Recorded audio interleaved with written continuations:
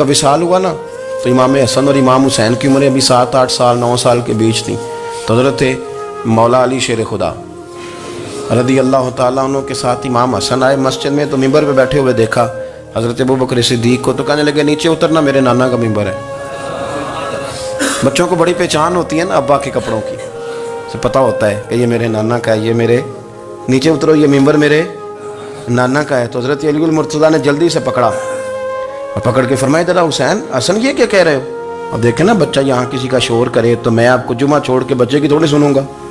میں کہوں گا کہ بھائی ٹھیک ہو گیا, بچے کو لے جاؤ ذرا اسے پیچھے کرو, جمعے کے بعد بات کرتے ہیں. لیکن وہ تھے نا رسول اللہ کے نواسے, اور حضرت ابوبکر صدیق عظمت اور شان کو سمجھتے تھے. انہوں نے کہا نیچے اتریے, میرے نانے کا ممبر ہے. تو حضرت صدیق ایک بار نیچے اتر کے کھڑے ہو گئے. تو ایک جملہ, باقی بزرگوں نے بھی بڑا کچھ لکھا ہے, پر یہاں ایک بات شاہ عبد العزیز محدث دہلوی نے لکھی ہے. حضرت صدیق ایک بار رو پڑے, کہنے لگے حسن اگر ممبر تیرے نانا کا ہے تو ابوبکر بھی تو تیرے نانا کا ہی ہے نا, یہ کو باہر سے تو نہیں نہ آیا, یہ بھی تیرے نانا کا ہے. تو حضرت امام حسن ہنسنے لگے, فرمانے لگے ٹھیک ہو گیا, بیٹھ جائیں ممبر پہ, پڑھائیں جمعہ.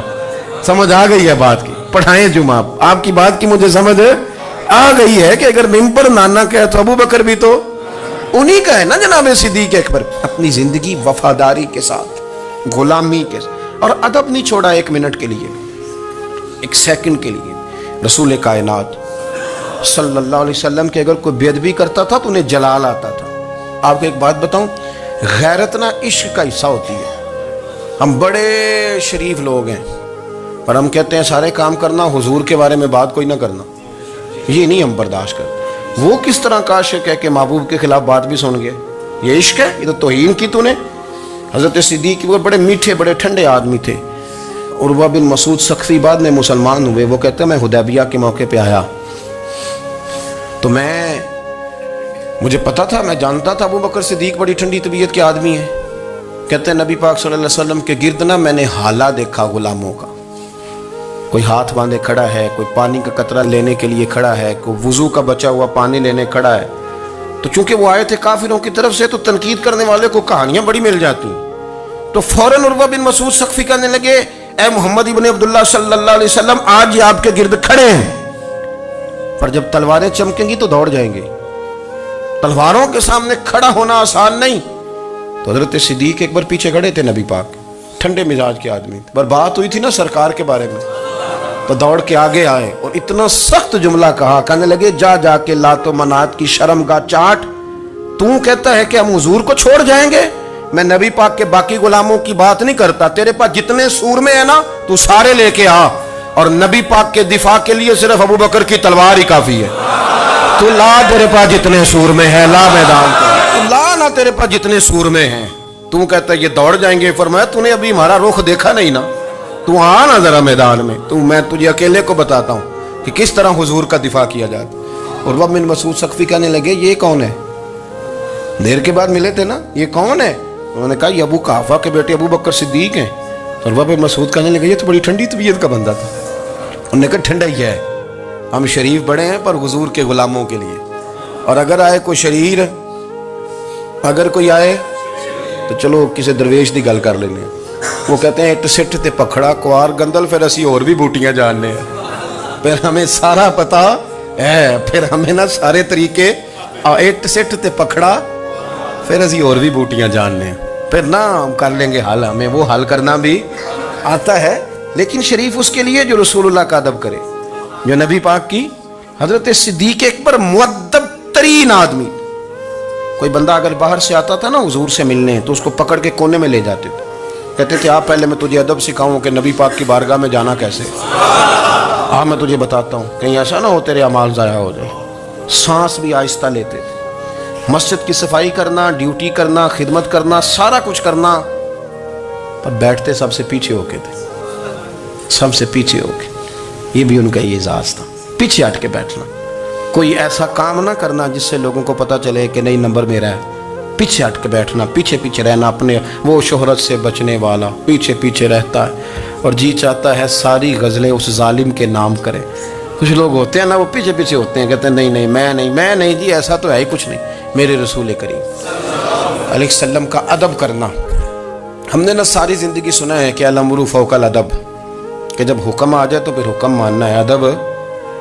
اور اس بات پہ ہمارے طالب علم بڑے پکے ہیں. مرید آج کل کے اس مسئلے میں بڑے کہتے ہیں صاحب نے خود کہا ہے کہ خیر صلاح ہے. انہوں نے خود کئی دفعہ کہا ہے جی تسی بڑے سیانے ہو، تانوں مطلب دی گل دی سمجھ جلدی لگتی ہے. انہوں نے خود کہا ہے کہ ٹائم ہو تو آیا کرو. یہ کب انہوں نے کہا ہے کہ مجبوری ہے روز ہی آنا؟ یہ انہوں نے کب کہا؟ ان کو بھی تو پتہ ہے نا مجبور ہے. تو آپ کو بھی تو پتہ ہے نا کہ ان کا آپ سے پیار ہے. آپ اس پر بھی تو تھوڑا غور کریں نا. لیکن ہم مرضی کا وہ ایک آدھ فکرہ نا، مرضی کا. وہ ایک طالب علم یہاں سے گیا تو میرا دل نہیں تھا جائے، تو وہ کہنے لگا جی مجھے حضرت صاحب نے خود کہا ہے، حضرت صاحب نے خود کہا. میں پوچھ کے آیا ہوں. تو جو ہمارے کچھ سنگی تھے بیچ میں پیار والے، وہ کہنے لگے وہ آندہ میں پوچھ کے آیا. میں کیا آندہ وہ بھی ٹھیک ہی ہے. تو انہوں ساکھیا سی میں جامع تو میں انہوں کی آندہ. میری بات کی سمجھ آئی ہے نا جی. جب ارادہ ہوا تو پھر ابے کو منا کے بھی آ گئے. جب ارادہ ہوا تو ابا جی کو میں نے جانا ہے بزرگوں کے پاس ملنے جانا ہے. اور جب ارادہ نہ ہوا تو کہنے لگے حضرت صاحب نے خود فرمایا ہے کہ ابا راضی ہوگا تو اللہ راضی ہوگا. چھٹی مرضی کا ہے نا مزاج، وہ مرضی کی کہانی. تو میں الحمدللہ مجھے تھوڑا سا پتہ ہے، ویسے بھی اپنے بال بچے کا پتہ ہوتا ہے. ہیں جی کی آندے نے پیدادری کے جیندے سال ہی ویکی دینے. مجھے بھی پتہ ہوتا ہے کہ آج کہاں کہاں کس کس انداز میں کیا کیا کہانی ہے، کہاں کہاں کیا سٹوری ہے. تو کبھی کبھی یہ سارا پیار ہی ہے، یہ بھی سارا اس میں بھی پیار ہی ہے. پتہ چل جاتا ہے کہ کل کہاں سے بات کر رہا تھا اور آج بات کہاں کر رہا ہے. یہ اپنا اپنا مزاج ہوتا ہے نا، اپنی طبیعت کے مطابق چلنا ہے. سنا یہی ہے کہ الامر فوق الادب، کہ جب حکم مل جائے تو پھر ادب نہیں کرنا، پھر حکم پہ. پر حضرت صدیق اکبر نے نرالا ہی کام کیا. حضور سید عالم صلی اللہ علیہ وسلم ایک صلح کرانے گئے، فرمایا میں دیر سے آیا تو جماعت کرا لینا. عصر کی نماز کا وقت ہو گیا، سیدنا بلال حبشی نے اقامت پڑھ دی. صدیق اکبر مصلی پہ کھڑے ہو گئے. اتنی دیر میں حضور بھی آ گئے. نماز میں لقمہ وہ دے گا جو نماز میں شامل ہو. ٹوٹیوں پہ کھڑا بندہ لقمہ نہیں دے گا، پہلے وہ آ کے اللہ اکبر کا شامل ہو پھر لقمہ دے. حضور آئے، صحابہ نے ہاتھوں پہ ہاتھ مارنے شروع کیے، اطلاع کر رہے ہیں کہ لوگوں حضور آ گئے. سرکار اگلی صف کے قریب پہنچے تو جناب صدیق اکبر نماز پڑھا رہے تھے. نماز لوگ تو بغیر نماز کے ادب کرنے پر اعتراض کرتے ہیں. میں بخاری شریف کی حدیث پیش کر رہا ہوں، نماز پڑھا رہے تھے. انہیں پتہ چل گیا نا حضور آئے ہیں، تو ایک قدم نماز سے پیچھے ہٹا لیا. نماز پڑھا کہ میں تے ول ویکھاں، اور میں نکابہ بھول گیا آئی. ہن بھول گئیاں نہیں سب صوم صلاتاں، اکو یار دا فکر پہ آئی. حضرت صدیق اکبر نے ایک قدم پیچھے ہٹایا تو حضور نے فرمایا ابو بکر پڑھاؤ نماز. پھر دوسرا قدم پیچھے ہٹایا تو فرمایا پڑھاؤ نماز. تیسرا قدم پیچھے ہٹایا.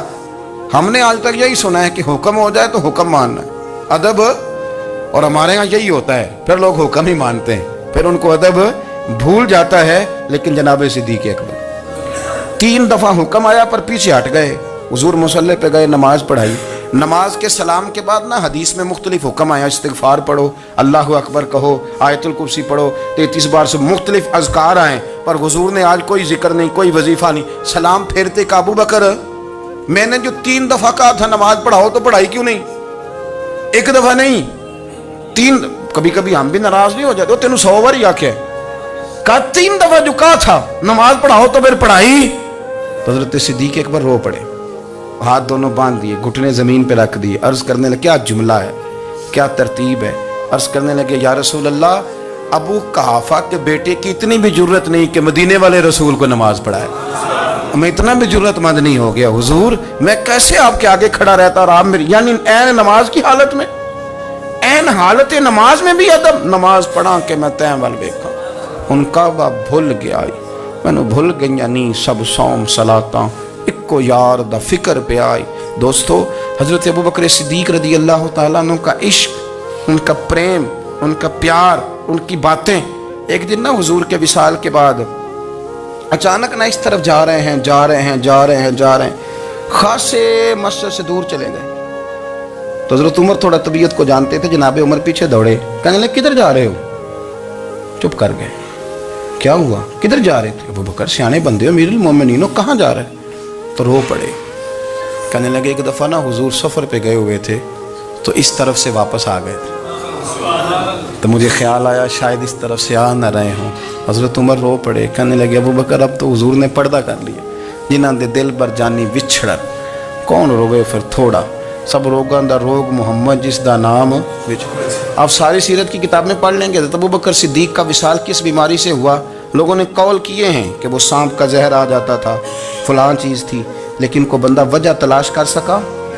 کیا وجہ تھی وصال ہو گیا؟ کیا بیماری تھی؟ کیا تکلیف تھی؟ باقی وجوہات آپ کو ملیں گی۔ حضرت عثمان غنی شہید ہو گئے، حضرت عمر شہید ہو گئے، مولا علی، ابو بکر صدیق چلے گئے 63 سال کی عمر، وجہ کوئی نہیں بتائے گا۔ جب شدید بیمار ہوئے تو حضرت عمر فاروق نے ایک طبیب بلایا، بڑا سیانا تھا، اس نے سارا چیک کیا تو نباز تھا، کہنے لگا یار کوئی بیماری تو سمجھ میں نہیں آتی۔ تو حضرت عمر تھوڑا سا جلال میں، یرانہ تھا نا، جلال میں کہنے لگے ابو بکر مسئلہ کیا ہے؟ دن بدن کمزور ہوتے جا رہے، نماز پڑھانے کھڑے ہوتے تو ٹانگیں کانپتی ہیں، مسئلہ بتائیں کیا ہے؟ طبیب اتنا بڑا ہے، یہ تو بندہ کا چہرہ دیکھ کے بیماری بتا دیتا ہے، اور یہ کہہ رہا ہے کوئی بیماری نہیں۔ تو حضرت صدیق اکبر خاموش ہیں۔ پھر حضرت عمر کہنے لگے ہم سارے آپ کی وجہ سے چلتے ہیں، لوگ سارے پریشان ہیں، آپ حضور کے جانشین بتاتے کیوں نہیں؟ جب تیسری دفعہ کہا تو حضرت صدیق اکبر کہنے لگے عمر زیادہ باتیں نہ کر، تجھے پتہ نہیں مجھے کیا بیماری ہے؟ نہیں پتا تو میں بتاؤں؟ نہیں پتا تجھے؟ بول۔ تو جناب عمر رو پڑے، کہنے لگے ابو بکر مجھے پتا ہے، آپ کا دیدار کے بغیر کام نہیں چلتا، وقت نا لمبا ہو گیا، چر ہو گیا، میں ترلے لیندے ہاں، کدی موڑ میرے ول باگا، خواب میری وچ ایک وار دیاں میں ساری عمر نہ جاگا۔ مجھے پتہ ہے آپ کے مرض کا، پر ابو بکر امت کو ضرورت بھی تو ہے نا۔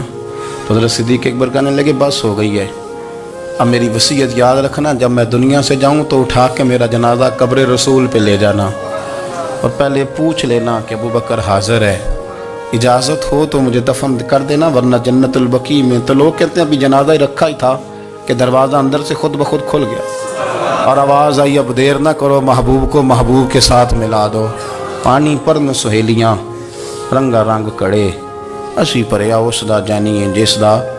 میں نے شروع میں ایک بات کی تھی کہ اپنی خواہشات کو نا حضور کا غلام بنا دیں، سوچیں سمجھیں کہیں وہ لفظ جو مدینے والے رسول کو پسند ہیں، پھر دیکھنا مسلمان ہونے کا مزہ آئے گا، پھر ذائقہ نصیب ہوگا۔